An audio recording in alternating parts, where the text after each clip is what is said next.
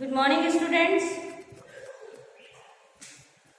आज हम व्याकरण पक्ष के पाठ 3 शब्द विचार पढ़ेंगे और शब्द विचार क्या है इसे जानेंगे। अब इसके पहले हमने वर्ण पढ़ा था।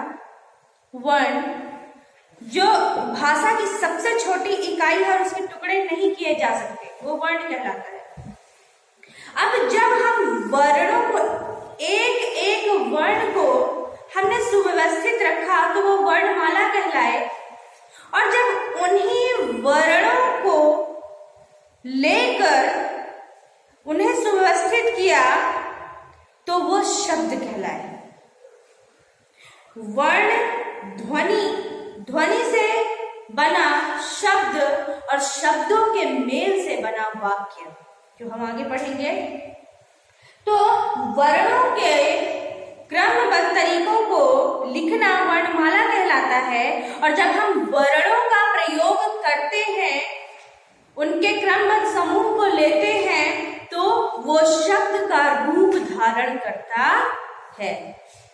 अब जैसे कि यहाँ पे आपने देखा कि ये जो वर्ण है इसमें कितने वर्ण है? सिर्फ 3 है। कौन कौन से?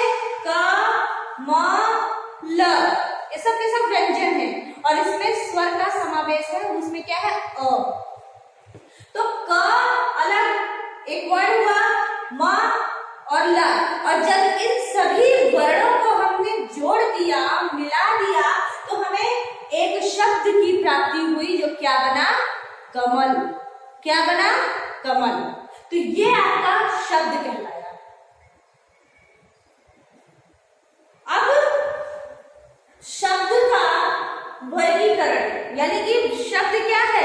जब वर्णों के समूहों को या वर्णों के क्रमबद्ध समूह को जोड़कर एक नया शब्द बने या एक नया वर्णों का समूह बने, वो शब्द कहलाता है। जैसे कि कमल, घ धनरा घर,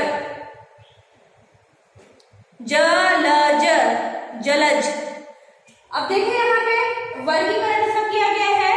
तो इसका पहला वर्गीकरण ये मुख्यतः 4 प्रकार से बांटा गया है, जिसमें है पहला उत्पत्ति के आधार पर, दूसरा है आपका अर्थ के आधार पर, तीसरा है प्रयोग के आधार पर, और चौथा है रचना के आधार पर। तो सबसे पहले आप पढ़ेंगे उत्पत्ति के आधार पर। किसके आधार पर? उत्पत्ति। उत्पत्ति अपने आप में क्या है? उद्भव, विकास, पैदाइश, जन्म, उत्पत्ति। अब उत्पत्ति के आधार पर हमने देखा 4 भागों में बांटा गया है: तत्सम, तद्भव, देशज और विदेशी। अब इसमें तत्सम क्या है? तत्सम यानी संस्कृत शब्द। तत्सम यानी संस्कृत शब्द, वे शब्द जो हमें संस्कृत भाषा से प्राप्त हुई है, संस्कृत से मिली है, वो तत्सम शब्द कहलाए। जैसे कि सूर्य, अग्नि, दंत, सर्प, नासिका, मुख, हस्त, कर। आया समझ में? तो तत्सम यानी कि संस्कृत, जो शब्द हमें संस्कृत से प्राप्त हुए हैं, संस्कृत शब्दों को ही तत्सम कहा जाता है। नंबर 2, दूसरा है तद्भव। तद्भव यानी कि हिंदी, यानी जिन संस्कृत शब्दों का बदलाव या उन्हें बदलकर हिंदी में प्रयोग किया जाने लगा, यानी जो संस्कृत शब्द हिंदी में प्रयोग किए जाने लगे, हिंदी के रूप में प्रयोग में आने लगे, वो तद्भव शब्द कहलाते हैं। जैसे कि सूर्य का सूरज, अग्नि का आग, दंत का दांत, सर्प का सांप, मुख का मुंह, नासिका का नाक इत्यादि। तो इस प्रकार से संस्कृत से जो शब्द हिंदी के रूप में प्रयोग किए जाने लगे वो तद्भव शब्द कहलाते हैं। फिर हमने देखा देशज। देशज यानी कि हमसे और हमसे पहले हमारे पिता, दादा या पूर्वज जिन भाषाओं का प्रयोग करते थे थे और उन भाषाओं में कई शब्द वो अपने क्षेत्रीयता के आधार पर भी बोलते थे।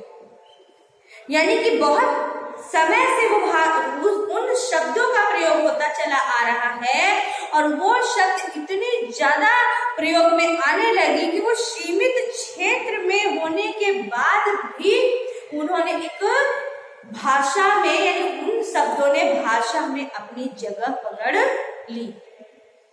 जैसे कि लोटा, खटिया, बेटा, मचिया, खिड़की, चप्पल इत्यादि। लोटा, खटिया, मचिया, खिड़की, लड़का, लड़की, ठीक है ना। तो ये थैला, झोला इत्यादि, तो ये सारे जो शब्द है ये कैसे हैं? देशज है। देशज यानी जो अपने ही देश में, अपने ही क्षेत्र में जिनका उद्भव या उत्पत्ति हुआ है। उसके बाद हमने देखा विदेशी। अब आपको पता है कि भारत समय समय पर किनके गुलाम रहा?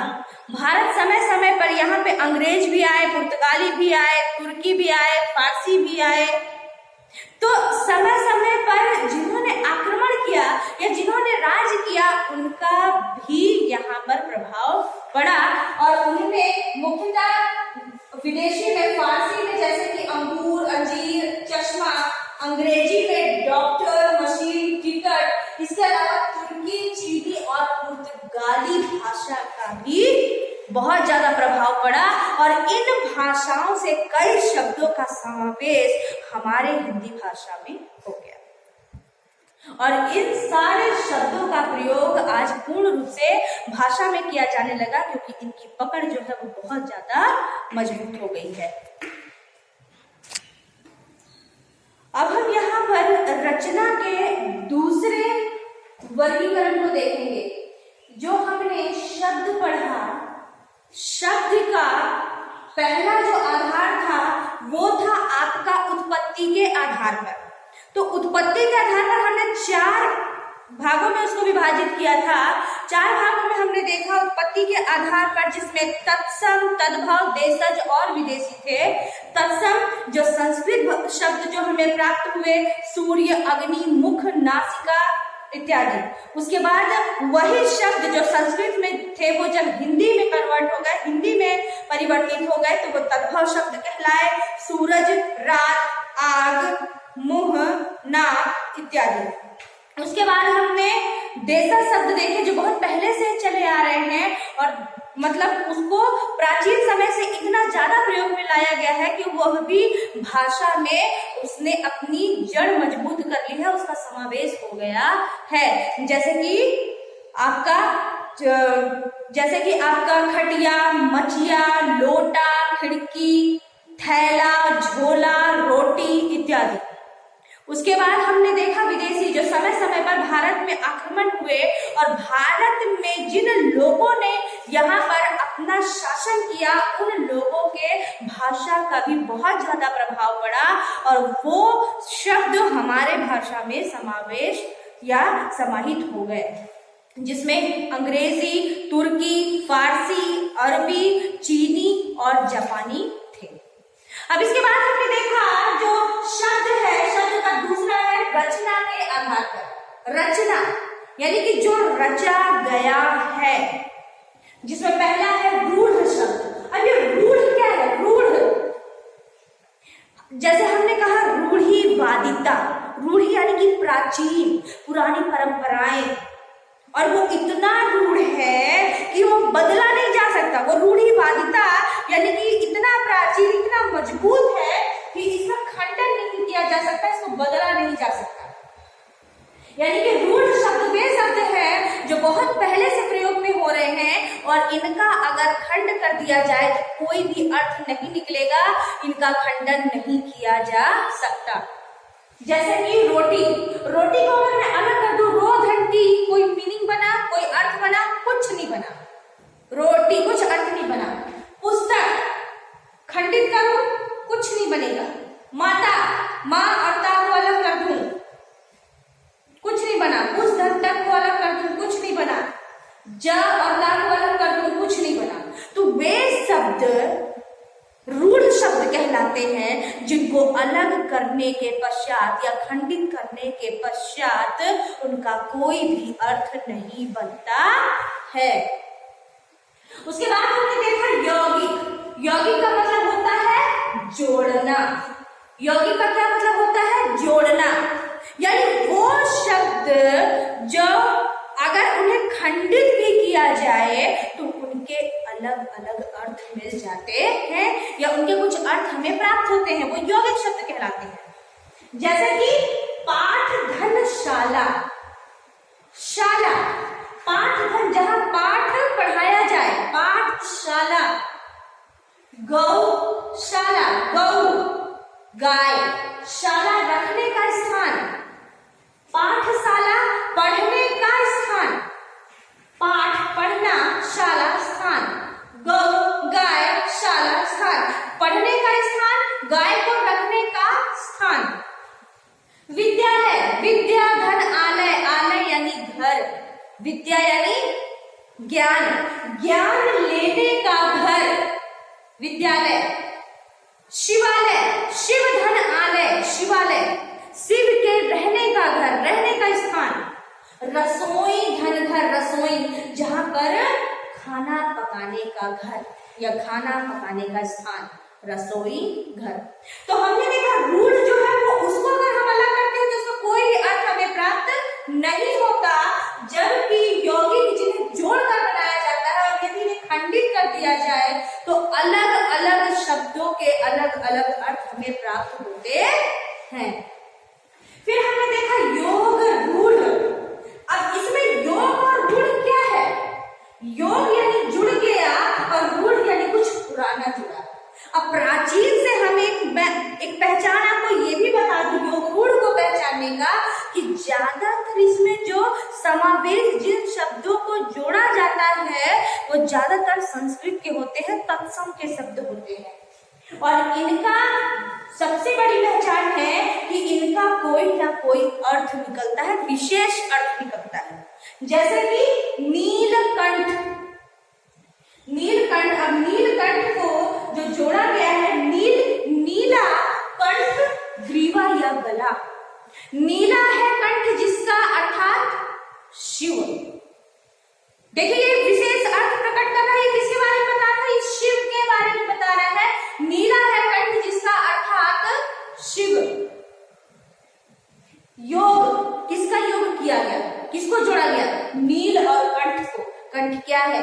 तत्सम शब्द है। फिर है पीतांबर।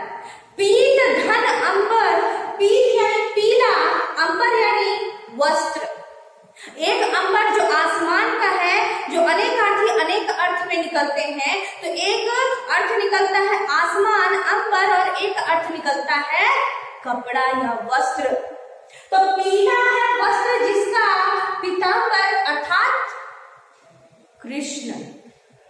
किसको इंडिकेट कर रहा है? किसको बता रहा है? कृष्ण को बता रहा है, विशेष अर्थ दे रहा कृष्ण के लिए। और पीत धन अंबर, अंबर हिंदी है और पीत तत्सम है। फिर है गजानन। गज धन आनन, गज यानी हाथी, आनन यानी सिर। गज धन आनन, गजानन यानी हाथी के समान सिर वाला कौन? गणेश।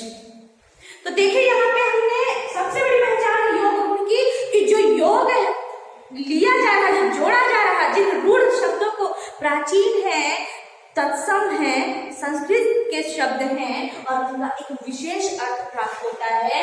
नीलकंठ, शिव, पीतांबर, कृष्ण, गजानन, गणेश। लंबोदर, लंबा है उधर जिसका लंबोदर, कौन? गणेश। दशानन, 10 है सिर जिसके, अर्थात रावण। तो इस तरीके से कमल नयन, कमल नयन, कमल के समान नयन है जिसके, विष्णु।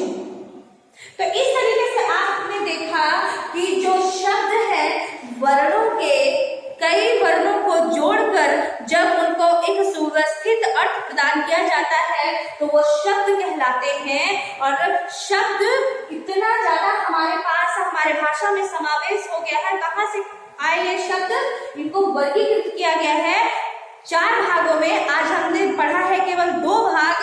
पहला है उत्पत्ति के आधार पर, जहां से इसका उद्भव हुआ, जन्म हुआ, कहां से ये आए, जिसमें हमने 4 प्रकार से देखा, तत्सम, तद्भव, देशज और विदेशी। फिर उसके बाद हमने दूसरा देखा रचना के आधार पर, जो स्वयं रचित, जो रचा गया, उसका विकास किया गया, उद्भव किया गया, किस प्रकार से, कहां से क्या जोड़कर। तो पहला है रूढ़, जिसको खंडित नहीं किया जा सकता, अगर इसे खंड कर दिया जाए तो किसी भी प्रकार का इसमें अर्थ नहीं निकलेगा। दूसरा है यौगिक, यानी कि उन शब्दों को लिया गया है कि जिसके अलग अलग खंड करने से इनके अलग अलग अर्थ प्राप्त होते हैं। और तीसरा है योग रूढ़, यानी कि उन शब्दों को लिया गया है, उन प्राचीन शब्दों को लिया गया है जो ज्यादातर तत्सम होते हैं और एक ये विशेष अर्थ या तीसरा अर्थ प्रकट करते हैं। तो आई होप स्टूडेंट्स आपको इतना भाग समझ में आ गया होगा। आज हमने केवल 2 भाग देखा, अब कल इसका हम फिर से 2 भाग देखेंगे। आपको तब तक ये बहुत अच्छे से पढ़ना है। जो समझ नहीं आएगा वो आप मेरे को डायरेक्ट पूछेंगे कि मैडम इसका क्या है। जो भी कंफ्यूजन हो, जो भी डाउट हो, वो आप मुझसे शेयर करें। Okay, thank you.